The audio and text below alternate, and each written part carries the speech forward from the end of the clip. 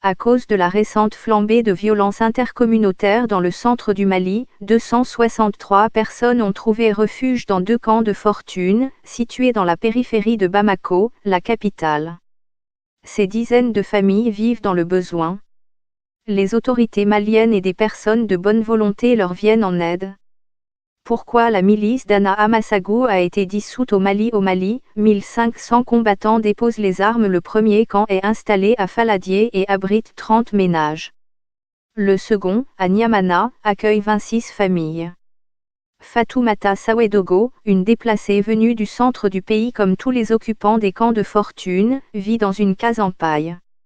Elle a fui les violences intercommunautaires de la région de Mopsi. Depuis 2 mois, je viens de Koundogo. Nous avons fui la guerre, mon enfant et moi. Mon mari est resté là-bas. Ce sont les Peuls et les chasseurs Dogon qui s'affrontent. J'ai vu beaucoup de tueries et de dégâts matériels, raconte Fatoumata Sawedogo.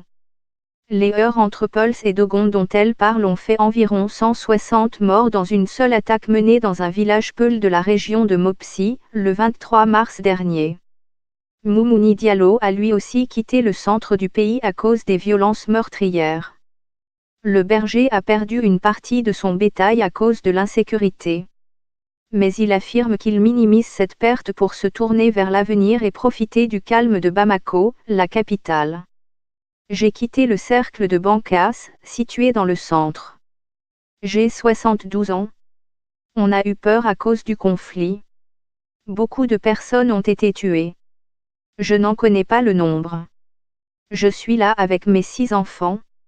Aujourd'hui, on peut dire que ça va, car on peut dormir ici la nuit. À Bankas, on ne pouvait pas du tout dormir à cause de la peur, raconte le septuagénaire. Une marche contre la victoire d'IBK au Mali depuis l'installation des 2 camps destinés à accueillir les déplacés, à la périphérie de Bamako, des personnes de bonne volonté tentent de leur venir en aide. Le réseau d'entraide Fraternité a installé un camp médicalisé destiné aux déplacés qui peuvent bénéficier de consultations médicales gratuites. Pour le moment, on ne peut pas indiquer le nombre de personnes déjà consultées. On a dénombré des cas de malnutrition sévère. On a même perdu un enfant d'1 an à cause de ça. Il y a des cas de diarrhée. Et on a dénombré 2 cas de varicelle dont la prise en charge médicale est assurée par les autorités publiques, explique un médecin trouvé sur place. 240 000 personnes déplacées par l'insécurité au Mali. Les déplacés du Nord se confient. Il y a des traumatismes, la phobie, c'est-à-dire la peur des autres. Beaucoup de femmes ont même de se faire consulter, explique le médecin déployé mis au service des déplacés par le réseau Fraternité. Les autorités maliennes distribuent des vivres aux déplacés, pour les soulager, selon Ibrahim Sangaré, le directeur national du développement social.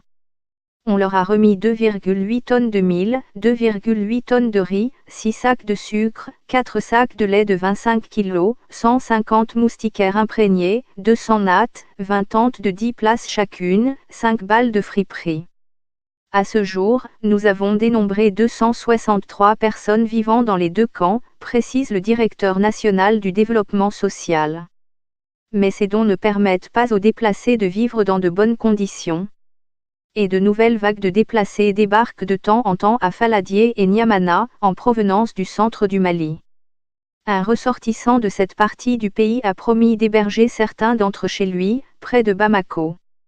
Malgré leurs difficiles conditions d'existence, certains déplacés gardent l'espoir de retrouver la quiétude et de vivre décemment. C'est le cas de Fatoumata Sawedogo, qui se laisse bercer par la musique de son terroir, qui provient d'un appareil de sonorisation.